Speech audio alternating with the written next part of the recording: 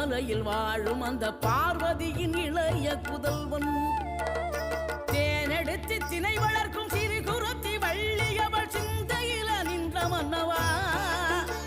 நீ நாடி வரும் பக்தர்களின் நாட்டம் அதை தனித்தருளும் ஞான குருநாதன் அல்லவா, ஞான குருநாதன் அல்லவா.